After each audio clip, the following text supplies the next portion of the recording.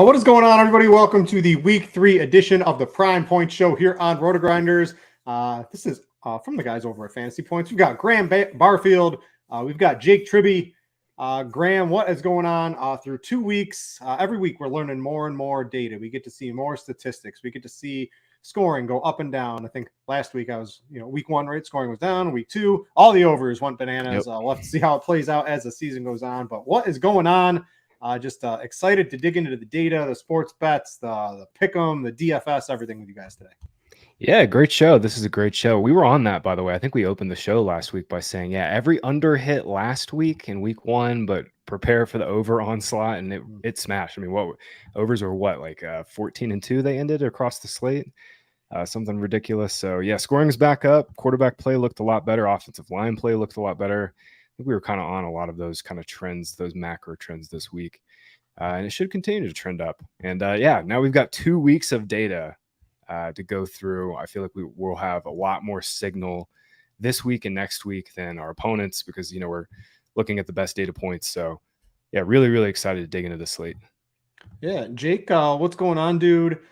Just a real fun. I think week 3 is going to be pretty interesting as we actually, after week 1, we make some adjustments based on the data and what we see. And after week 2, it happens 2 weeks in a row. I think we can start to draw some more serious conclusions on what's actually happening in the league. There's a lot of spots we're going to talk about today.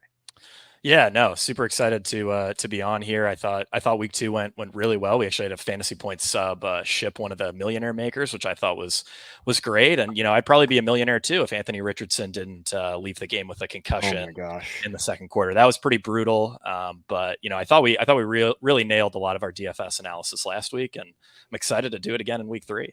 Yeah, I saw the lineup from your subscriber. I think I saw it got retweeted. And basically, I used to do the Millionaire Maker articles here at RotoGrinders.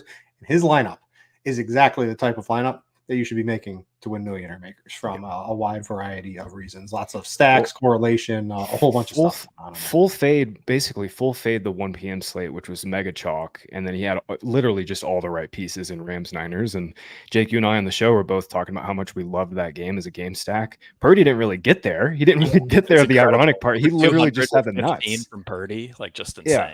Yeah. He had the nuts, and Purdy only scored what, like 16? 14.7. Yeah, there you go. Yeah, you can sneak by in some of the Millionaire Makers with not the absolute nuts, but yeah, his lineup, lots of correlation, lots of low ownership, the right stack, exactly how you should make the lineup. Go check that out. You can find it on the Fantasy Points Twitter oh man, slipping his name. His name's Russell Miller. He's been a DFS grinder in our Discord for a long time. He used to grind WNBA DFS. He might still. The dude's been working his butt off for a long time. So it was really cool to see him get a big win. He's really active in our Discord too. So. Well, yeah, congratulations to him from the Fantasy Points Discord. Okay, let's talk a little bit about some of our takeaways. We have week 1 takeaways. We have week 2 takeaways. Graham, I'm going to throw it to you first. What are you noticing either on a league, a team, a player level, something that we believe is going to be actionable moving forward? Sure. I was going back and forth with Edwin Porras, who's a physical therapist for the Minnesota Twins, and he also does, I think, the best injury analysis on the internet for football.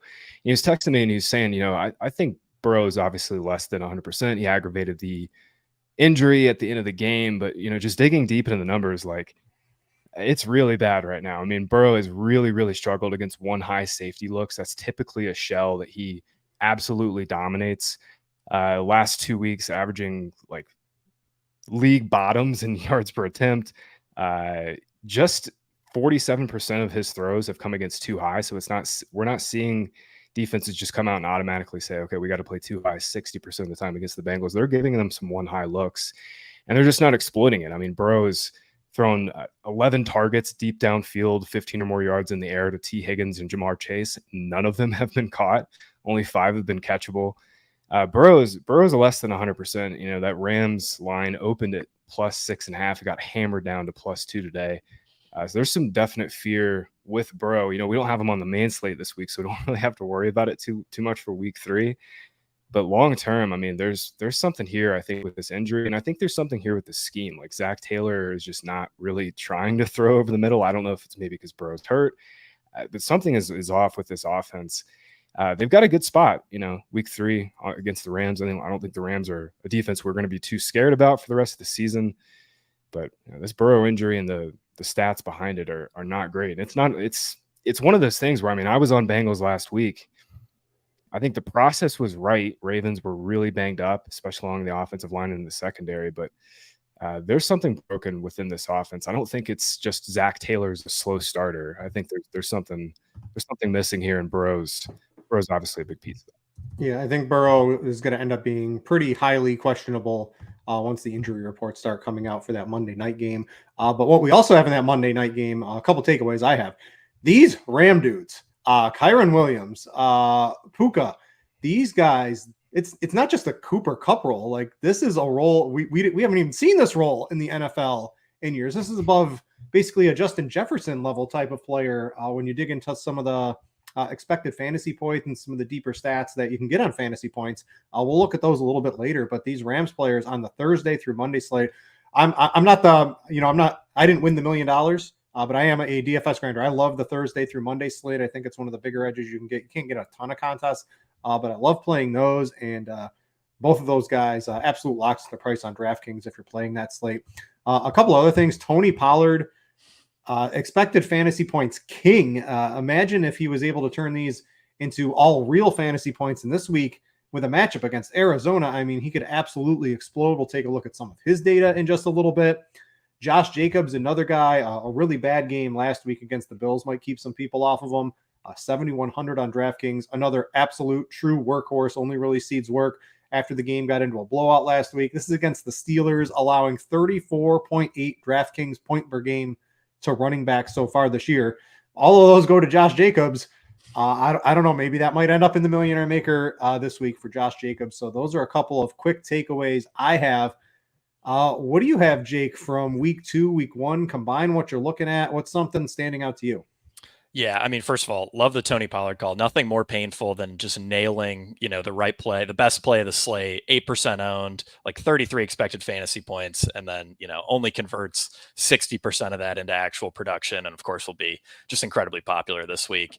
But a few of my takeaways, Zach Moss, 98% snap share. The one snap he wasn't on the field was just a play where the Colts didn't have any running backs on the field. He's going to lead all running backs in snap share this year. If Jonathan Taylor doesn't end his holdout, I do question his upside, though. We saw Anthony Richardson run in 2 red zone touchdowns last week. I think that's going to make it tough for Moss to, consistently hit his ceiling. But at the same time, you want guys who are on the field, and Zach Moss is going to be on the field every single play going forward, unless they sign somebody, because, Deion Jackson is just absolutely terrible. These Texans wide receivers, Nico Collins has averaged 18.5 expected fantasy points per game and 113 receiving yards per game, while earning a 41% share of the Texans' air yards. All of those numbers would have ranked top 7 among wide receivers last year. If he keeps this up, he's going to be a wide receiver 1. Maybe he's not that good, but the volume is just incredible. Also, Tank Dell is a guy that I'm really excited about. He was incredible after the catch in college. Part-time player in week 1. Noah Brown goes on IR. All of a sudden, he's a full-time player and, absolutely smashed with 20 fantasy points. Still way too cheap in DFS. I'm sure a guy we'll talk about a little bit later. I also have some optimism for CJ Stroud. First quarter was kind of a disaster for him, but the final 3 quarters, one of our film guys, Brett Whitefield, pointed out that Stroud was absolutely dealing. And, these Texans wide receivers aren't going to get there unless Stroud can keep that up. And, I think that's certainly possible. He might be super large field tournaments. I think Stroud might be an interesting way, to form some stacks. And then Jordan Love is fantasy's quarterback 2 right now. He's averaging 21.7 fantasy points per game. He's not playing great. But the Packers have made it easy on him. He's posted the league's lowest pressure rate over expected. An unpressured dropback is worth 63% more fantasy points than a pressured dropback. And Jordan Love just isn't getting pressured at all. This guy might stumble his way into like a low-end quarterback 1 season, which would be pretty surprising. But, given the amount of pressure that he's facing, maybe not. If he gets Christian Watson, Aaron Jones back, it'll only get easier for him as the season progresses. If you like Nico Collins, and I like Nico Collins. I think everyone's might end up liking Nico Collins. I was thinking it might be a little sneaky, but it seems like at 5,300 on DraftKings, looking like he's one of the premier values if he is, the true alpha of the team. And I think the Texans realize CJ Stroud, he can gun it.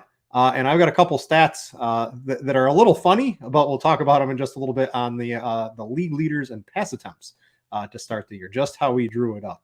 Not exactly. All right, before we go any further, if you are watching live, please click the like button. If you are listening on a podcast or anything like that, you can subscribe to the podcast feed. And also, if you're a sicko like me, you listen to all podcasts in what? 2x speed? What do you guys do? Do you do single speed, 1.5x, 2x? So like 1x speed is just like quicksand. I can't do that. I need 1.5 or 2x speed. Yeah, my brain doesn't work that fast, and maybe not as fast as yours. I can do 1.25. That's usually my go-to, is like 1.25. Too slow.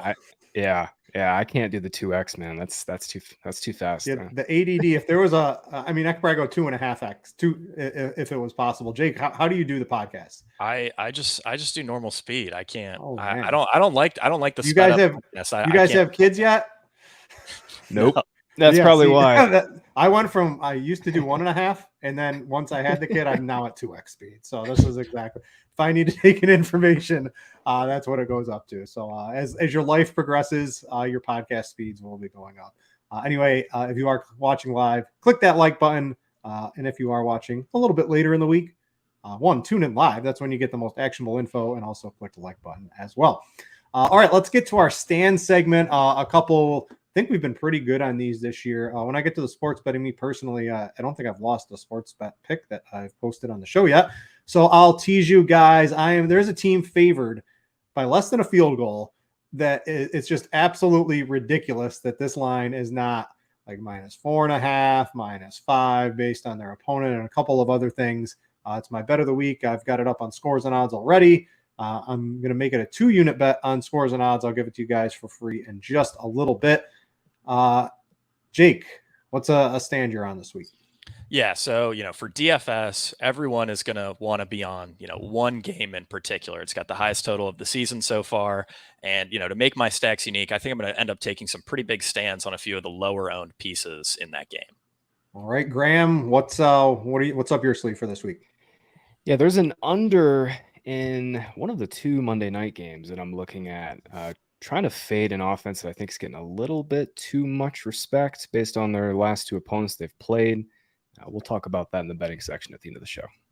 All right. So with that out of the way, let's jump into some DFS picks. It is Tuesday, right? We don't have any practice info. We don't know any injuries. We don't know if Amari Cooper is going to tweak something on Friday night. We don't know who's going to blow out an Achilles on Wednesday. None of that's happened yet. So take us all with a grain of salt. But Jake, I'm going to throw it to you. What are we looking at in DFS this week? Stacks, cash games, any particular players you're on? It is Tuesday. I know you've written your article already at Fantasy Points. So what's up? Yeah, the DFS early look already live over if you want some more of my picks. But, I sort of teased this in the stand section. We're all going to want to stack this Chargers-Vikings game. I mean, highest total game of the season, 54. I've seen 54.5 out there. The Chargers defense has been an absolute disaster. I mean, everyone's going to want to play Justin Jefferson, Cousins, the Chargers side. But there are a few players in this game that I think aren't going to catch a ton of ownership that I'm going to want to mix into a lot of my stacks.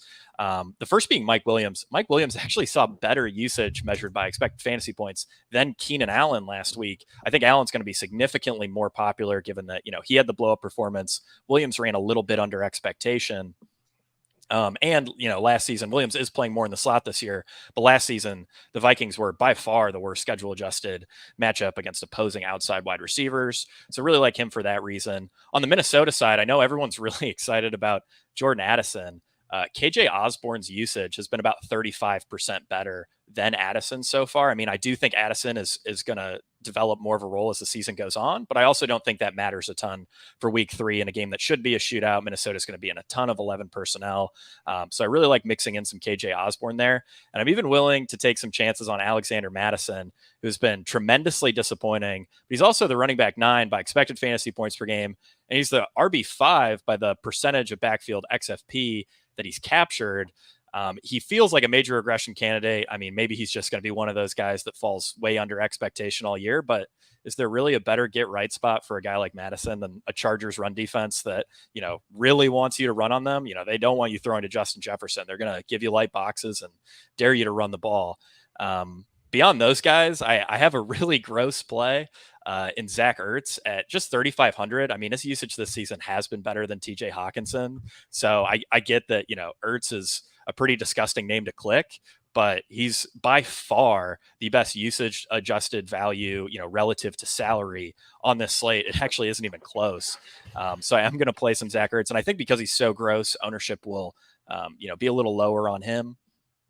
And I also kind of like the mini game stack. Talked about these Texans receivers. I'm pretty excited about this Texans passing offense. Texans rush D, notoriously bad. I like a mini game stack with either Tank Dell or Nico Collins, along with Travis Etienne. I think that's a pretty strong stack to mix into, some of my Chargers Vikings lineups.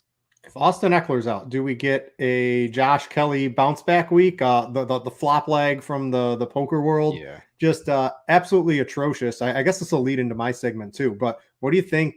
Who's worse, Josh Kelly or Alexander Madison? And which one's more likely to come through for us if this is the matchup we get? I mean, Madison's efficiency has been so bad for the last 2 years, man. I love that call this week, Jake. Though, like nobody's going to want to play Madison. He's only 5,800. I love that call. Yeah, and Josh Kelly last week. This week we've got the waiver wire hero from the Browns available against the Titans D. Are we all? I think I said this last week. Are we all going to hold hands and get basically no fantasy points from our Browns running back? We've got Ford at 4,800. Now they are talking to Kareem Hunt. We'll have to see what comes out of that. They are expected to sign somebody, but Ford is technically going to be their lead back. It's already been said, going up against the Titans. Graham, let's talk to you on this one. So here's some stats I've got on the Titans D. They're allowing 7.9 fantasy points per game to running backs this year.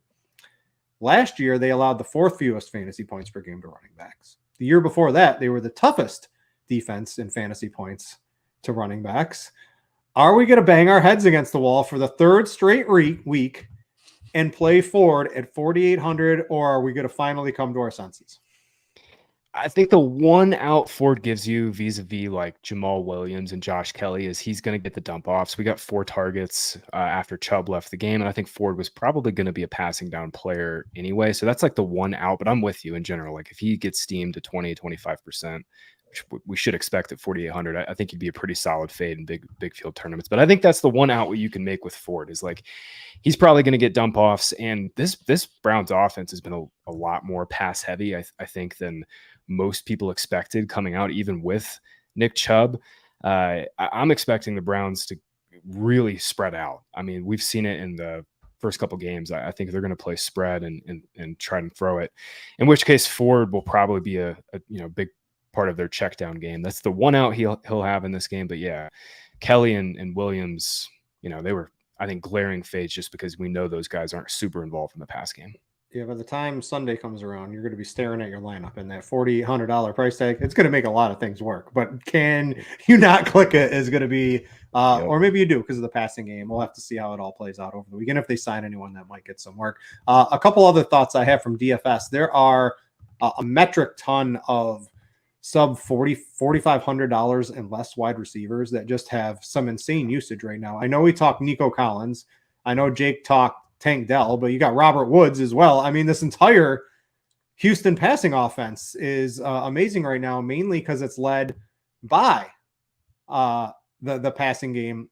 Listen to this. Only Mac Jones and Matt Stafford have more pass attempts than CJ Stroud. I mean, isn't that exactly what we thought was going to happen after Mac Jones? If you would have, what odds could you have gotten for Mac Jones leading the league in pass attempts through 2 weeks with Matt Stafford coming right behind him without Cooper Kupp? I mean, these odds, and then CJ Stroud hitting number 3. It's just been a strange year, but all 3 of the Texans wide receivers are certainly in play. And if you're looking even a little lighter than that, you've got Reed for Green Bay, still way too cheap. You've got Shaheed from New Orleans if you're looking for a big play.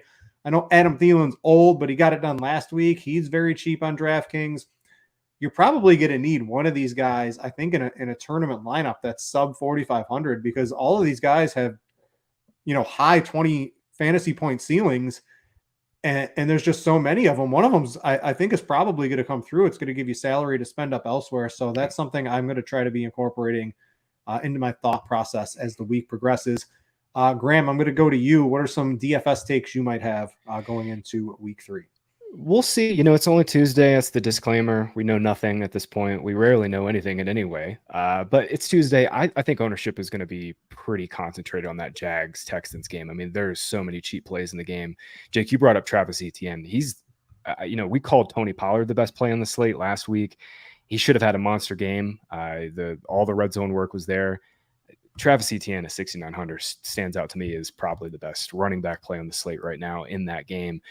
Moving to another game, we're waiting on Anthony Richardson. Again, it's only Tuesday. He's in concussion protocol. He might not play, but if he does play, we're going right back to Richardson in that game.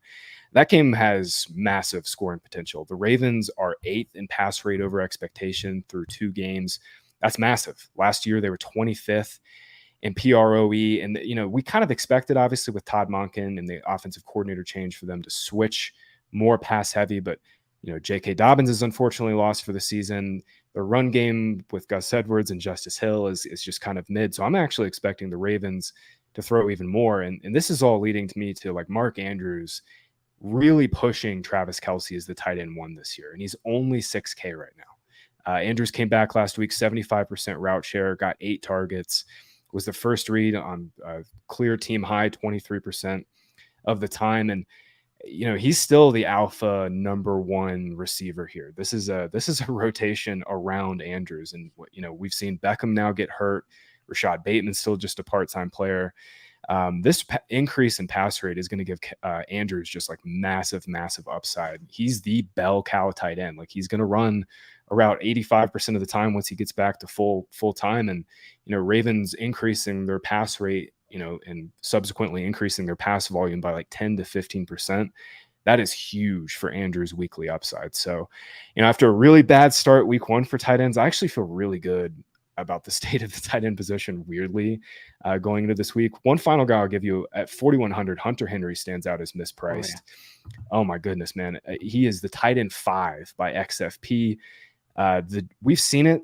I think the Jets secondary might have been a little overrated. Like I'm don't want to sit here and say like I still have a ton of respect for this defense, but you were mentioning at the top, man, like Mac's going to have to throw it in this game. It's especially true. The Patriots have one of the worst offensive line by ESPN's run block win rate metrics. I'm fully expecting the Patriots to continue to have to throw, and especially in this spot up against the Jets front 7. Their front 7's really good, but they've been you can get to the Jets in the pass game if you get open, and Henry has just been the clear number 1 target for Mac Jones so far. Huge increase in route share last week. He was a part-time player week 1, jumped up to like 76-77% week 2 for Henry. So Henry to me stands out as like a solid value at 4,100. Those guys are typically like kind of bad plays like over time, those 4K tight ends, but I really do actually like Henry this week. Well, I want to go back to the Ravens with Mark Andrews and Odell Beckham, because did you see the news with Odell Beckham before the show here? What's that? I haven't checked. He's hanging out with Kim Kardashian. This guy his career is over. Write it's him off. over. So Mark Andrews to the moon because the Kardashian curse is officially going to ruin. Oh gosh. All right. With that out of the way, let's talk about our good friends over at Ticketmaster. More memories are made when you're there for live NFL action, and when you need tickets, Ticketmaster's got you covered. As the official marketplace of the NFL, Ticketmaster gives you more ways to find your perfect seat, and their interactive seat map gives you 360-degree previews of your section to make sure you have the best view of those pivotal plays. And if your plans change, Ticketmaster gives you more flexibility to sell or transfer your tickets. Plus, mobile tickets make getting in on game day a breeze, and you can even customize your Ticketmaster app to rep your team's colors. Find tickets today at Ticketmaster.com/NFL. All right, my favorite point of the show, Jake, I'm going to go to you. Let's bring up the bell cow report for everybody to see. We can look at expected fantasy points. We can talk about running backs. We can see who's real, who's fake, all this type of stuff. What are we looking at the bell cow report this week? Yeah, so I kind of live in the bell cow report right now. It's kind of my home. We can sort by expected fantasy points per game, and we'll notice that Kyron Williams is the RB3 right now, 19.8 expected fantasy points per game. I mean, obviously nobody saw this coming, but I'm curious if you guys have a guess. What did Todd Gurley average in expected fantasy points per game in 2017 and 2018? Well, I saw the sheet, so I won't I won't cheat, but it's a lot. I haven't. I'm gonna guess 23.5. You're over a little bit. It's 20.2. So Kyron Williams, 99%, 2018, Damn. 2017 Todd Gurley, which is like absolutely mind-blowing. We can also sort by snap share here, which is, another one of my favorite things to do, just to get a sense for what guys are on the field the most. Christian McCaffrey playing 92% of snaps is something that I don't think is going to last, but if it does, I mean, he could have one of the best running back seasons we've seen of the last decade. Alexander Madison, I mean, another reason to play this guy. He's top 10 in basically every running back usage metric, including snap share. I just have a feeling he's going to get there eventually. And I do think it could be this week against the Chargers.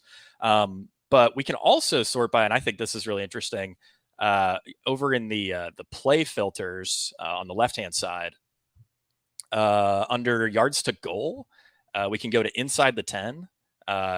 It's to the left. Yeah, there you go. Inside the 10.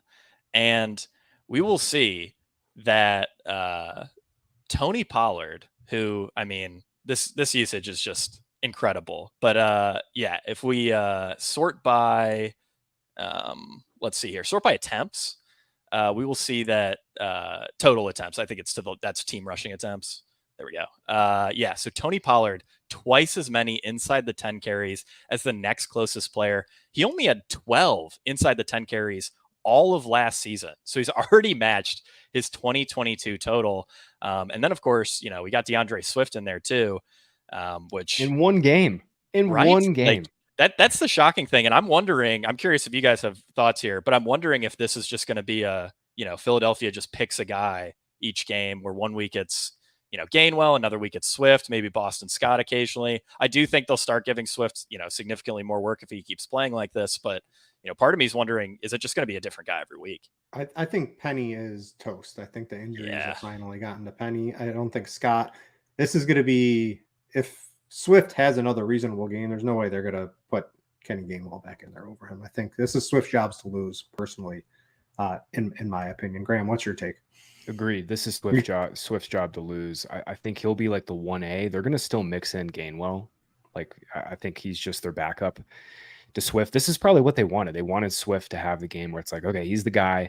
We'll roll with him. Gainwell's the backup. And Penny's like either dead or just complete insurance. Like, maybe both of these guys get hurt and Penny gets in there. But yeah, I mean, he doesn't have a role in the offense right now. Swift wasn't running up the middle, wasn't taking contact. In Detroit, they ship him out, and all of a sudden, he's Adrian Peterson for the Eagles, just bowling people over left and right. That's what I was about to say. I gotta say, like, Swift, this is as good as he looked since college. I mean, I was a huge fan of Swift coming out of college. His numbers on a small efficiency, small sample last year looked pretty good. Like, he was pretty good after contact, pretty good in terms of missed tackles forced. It was just like he didn't get the volume, and he was banged up last year, but fully healthy. Looks like another really sharp move by Howie Roseman. Yeah, I like Josh Jacobs. I mentioned him. Basically got subbed out in the fourth quarter of last game. If you go maybe just like the first 3 quarters of each of the first 2 weeks, or even last week, you can see Josh Jacobs is the man for Las Vegas and a very enticing matchup. You can find that in the bell cow report. Anything running backs, you got to get the key, unless you get the Christian McCaffrey. Note 2 on him. I think on Thursday night, especially if they're up, you're going to see McCaffrey snaps probably go down a little bit and see other people get the football. How about Elijah Mitchell just not even playing a snap? They're just like, yeah, you're good, dude. That's coming. San Francisco, I think it was Sharp Football. As the season progresses, they're the team that gets screwed the worst by the schedule.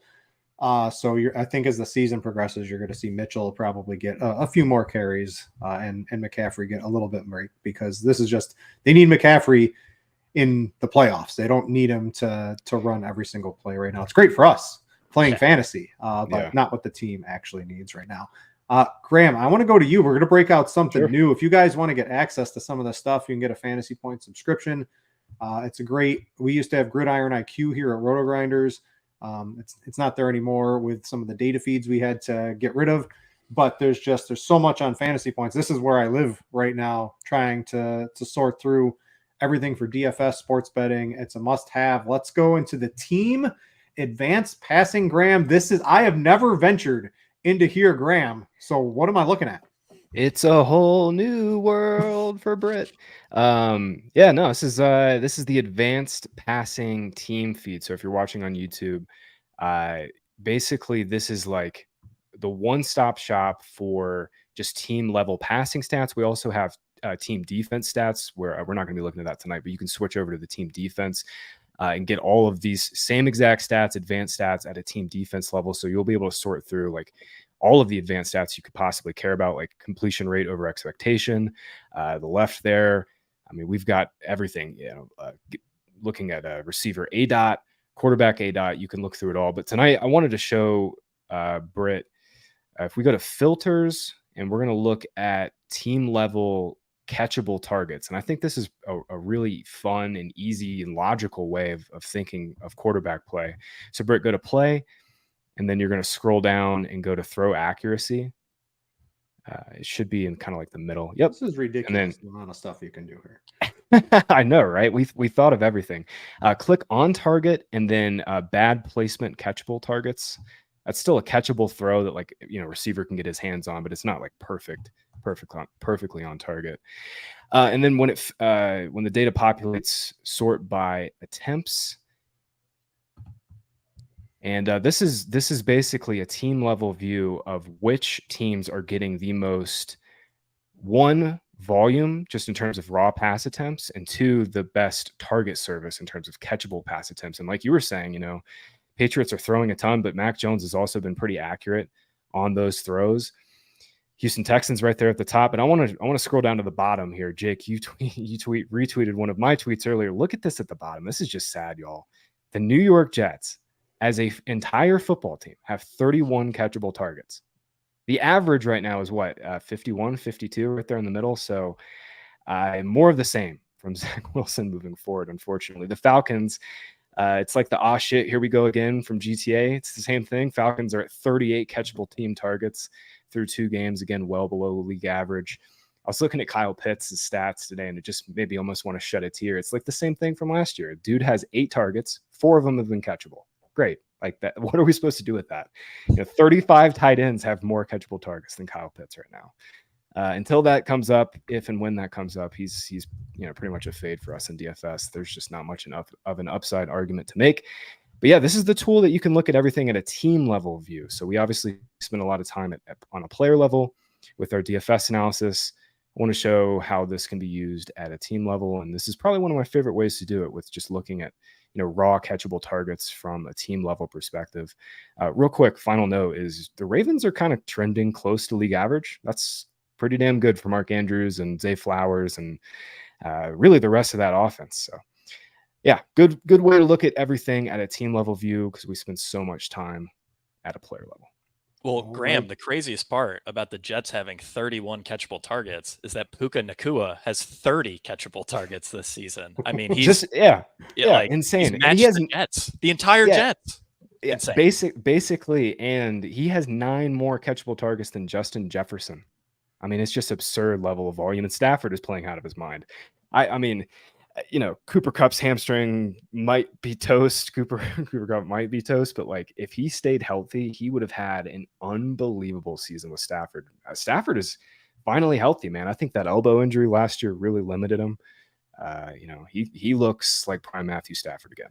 I'm curious, where do you guys fall on if, Kupp were to return, say, this week? Like, what do you think would happen to Nakua's usage? Because I know I've seen a variety of opinions on this, and I'm really curious what you guys have to say.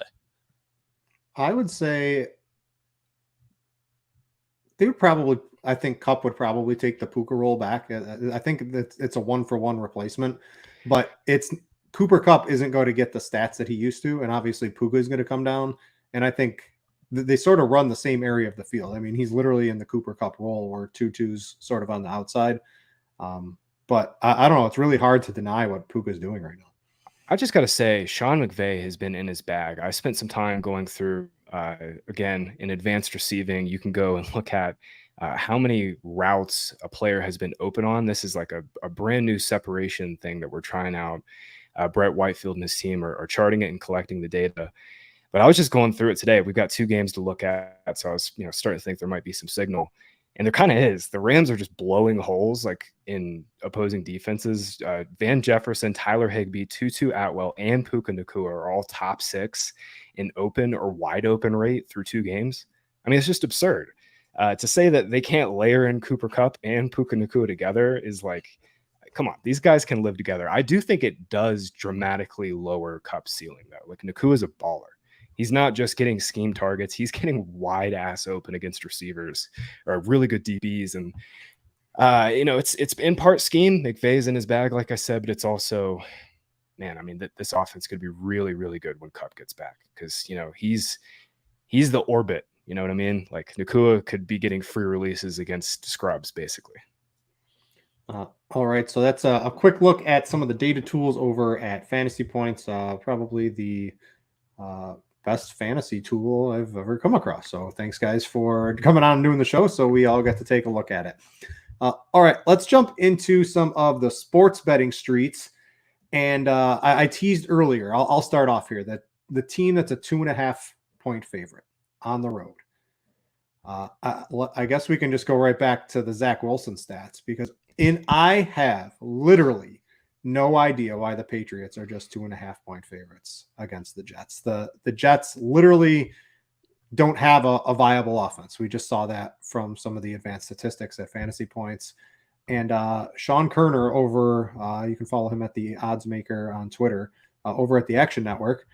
The Patriots have been the unluckiest team in the NFL from a variety of metrics as well as turnovers, drive stalling, things like that. Or the Jets, as horrible as they are, have been the 7th luckiest team. This makes absolutely no sense to me why this line is at 2.5. The Patriots is my bet of the week. This is basically, the Patriots have a good defense. This could be a similar whooping to what the Cowboys put on them. I know they don't have the same offense, but Mac Jones is slinging it. Graham thinks you can get to the Jets. I don't know. This line looks completely off to me. I would probably set it at -4.5, -5, and getting it under a field goal. It opened at 3. I bet it at 3. I doubled down at -2.5. It's now my bet of the week. So Patriots, let's go. Get some turnovers from Mr. Zach Wilson. Graham, I'll go to you for a couple of your bets. Then Jake, you're up, and then I'll close us out. I was going to have the Patriots 2.5 is like my favorite play of the week before I dug into the show sheet. If you just look back at Wilson versus Belichick, he's made 3 full starts. He's lost all 3 of them, 25-6, 22-17, and 10-3. Lots of sacks, not a lot of yardage. I don't really get the line either. My favorite bet that I'm looking at, and by the way, it's Tuesday. I haven't dug into nearly I'm at 1/10 of my research, but one line that stuck out to me, one total actually stuck out to me. I was teasing at the top. I like under 46 on Bucks Eagles. Look, Baker has been pretty good, but we've got to take into context that he's played the Vikings, which don't really have functional outside corners. And he's played the Bears, which have been the worst defense in the NFL for like 2.5 years. This is a legit defense here. 46 is a lot of points for both these sides to combine. I would also bet Bucks under team total. I found a 20.5 at -115 earlier today at Bet365. It got hammered, unfortunately, but under 46 still makes a lot of sense. It's like, just total bet against the Bucks and their scoring, and a bet for the Eagles and their defense and shutting down Baker. I think in those luck rankings too, I sometimes take a peek at those as well. I think, Bucks have been, 5th or 6th luckiest offense. So yeah, makes a lot of sense. Right. Bet against the Bucks from scoring here. Eagles are the top though. So it's the 2 luckiest teams in the NFL. Which one's going to lose the 4-leaf clover? There you go. What else you got for us, Graham? I'm on this other one as well, but I'm using it in a teaser. Okay, yeah, I'm on Bills 6.5. I just think they should be getting at least a full touchdown. Josh Allen had a much better game, obviously, than week one. He was basically forcing the ball in week one. We finally saw him last week take what the defense gives you, got back into rhythm. Washington's front seven is really good, but I think they're exploitable in the back end. And Stephon Diggs, I was teasing up those wide open and open metrics. Stephon Diggs is getting open at some of the highest rates in the NFL. He's been terrific. Gabe Davis has a pulse. I just think Bills' offense is primed to really keep this thing into gear. We saw them run the ball a lot better. Washington has had a pretty good run defense, but in general, I'm in on Allen. And it's this is also a little bit of a Sam Howell fade. Howell's been running hot, playing really well, but Bills' defense still have a lot of respect for them, and I have a lot of respect for their ability to game plan. I mean, they did a really good job against Jimmy G last week. Yeah, I like this. I'm going to talk. I've teasing it. I like getting the -2.5 on some of the favorites here and there. So I've got another game I'll tease down to -2.5 to pair with the Bills. But I like both of those, Graham. Jake, what are you looking at this week? Yeah, I'm looking at the Raiders -2.5 against the Steelers. You can get that -110 over at DraftKings. I mean, Kenny Pickett has just been a total disaster this year. I mean, last night, Browns would have won that game handily had it not been for, just a handful of mistakes. And the other thing too with the Steelers is that I just don't think they're primed to take advantage of the Raiders' biggest weakness, which is their secondary. I mean, Pickett, like I said, playing terrible. So Jimmy G's looked, surprisingly good so far. He's always been pretty efficient, struggled a little bit more in week 2 against the Bills, but I think this line should be closer to, Vegas -3.5, Vegas -4. I really like the Raiders this week. Yeah, I got screwed pretty royally on scores and odds with the Browns. It's 2 defensive touchdowns. They leave George Pickens wide open for a big play, and they blow out Nick Chubb's knee. And they were basically had the game in the bag until that final defensive touchdown. Nothing hurts worse, I think, in sports betting than knowing, you literally know you're on the right side of the bet by a wide margin, and it goes the complete other way just because of some of the randomness in football. But anyway, I could certainly get behind the Raiders. What's another one you're looking at this week? I agree. I think the Steelers they're not the worst team in the league, but currently without Deontay Johnson and without Cam Hayward, I think they're one of the worst teams in the league. Yeah, they really have not looked great. The other one I'm looking at is a prop for Thursday Night Football. Brock Purdy over 1.5 passing touchdowns. He's hit this in 7 of his 9 healthy starts, and I know one of the games that he didn't hit it was against the Cowboys. Giants defense hasn't looked good. 49ers are rolling. 2 touchdowns. I think is quite likely this week. Might hit 3. I really like the 49ers offense. I'm going to be all over the 49ers side of this game. So why not match it with a Purdy passing prop? Yeah, if the Cardinals can go out and absolutely smoke the Giants for a half before they call up the troops and start the tank, I think the 49ers are going to have no problem doing whatever they want, especially on a short week against the Giants, who are without Saquon Barkley. Looks like a steamroll, in my opinion. So the over 1.5, it looks like -114 on FanDuel. I'm using scores and odds to get some of those. A couple other bets. I mentioned the Bills -2.5. What we're going to do is we're going to get them at -2.5. We're going to get the Dolphins at -2.5 as well. That's +101 on DraftKings. So the Dolphins, while they are one of the luckier teams in the league, I believe, they're up there. But sometimes you use the luck in your analysis, and sometimes you ignore it because the Dolphins are a really good team and the Broncos are not. So this one's pretty simple. You've got the Dolphins in their home opener. You're going to have the sun beating down on the sideline, just cooking the Broncos the entire game while Miami's just resting in the shade. You're going to have Tyreek Hill running free. I don't care if Jalen Waddle plays. They don't need him. Tua is great. Mike McDaniel's great. Their defense is only going to get better as the season progresses. The Dolphins, 2.5. They could win this game by 14. It wouldn't surprise me at all. But getting them down to -2.5 paired with the Bills 2.5 gets you a slight plus money play on DraftKings. I like that one. And then I got a same game parlay. We're all talking about this Vikings Chargers game. I like the Vikings quite a bit in this one. I think the Chargers, neither team plays any defense, but the Vikings, I believe, are one of the unluckiest teams. They're the 6th unluckiest team. And they've, what is it? 6 turnover. Their turnover differential is at -6. So they've turned the ball over 6 more times than they've gotten turnovers. That's very unlikely to last. Certainly another -3 going into the Chargers, who also have their own problems doing things like that. So we're going to take them at the Vikings at +7.5. We're going to push them over the touchdown, +7.5. We're going to pair that with the over at 46.5. So that's a same game parlay using the total and the spread. Vikings +7.5, over 46.5. Tease them both. And you get that at -120 on DraftKings. Neither of these teams play defense. I don't want to. I don't know. I just like the Vikings. The Chargers can't beat really anybody, I don't think, right now, with the way their defense is by over a touchdown. The Vikings have been playing pretty well. If you take out some of those luck factors, they probably could have won both of their games. So we're going to take the Vikings in that one on the same game parlay with the over 46.5. That's all we got for the Prime Points show for week 2. I hope you've all enjoyed it. Click the like button, subscribe on all the podcast feeds, check out Fantasy Points. Check out the data tool. It's amazing. You can live in there for a couple of weeks, for a couple of hours and learn a lot. You can live in there for a couple of days like Graham and Jake and be really good. You can also win $1 million if you're a Fantasy Points subscriber in their Discord as well. Again, if you're looking to study lineups, go check out the lineup that won last week. It's what I try to do in my lineups that I make that don't win $1 million. I just don't have the right set of players, but all the correlations, the stacking, the lineup construction from that particular lineup looked absolutely perfect, in my opinion. Other than that, thanks to everybody for watching, listening, downloading. For Jake and Graham, I'm Brit, and we out ya.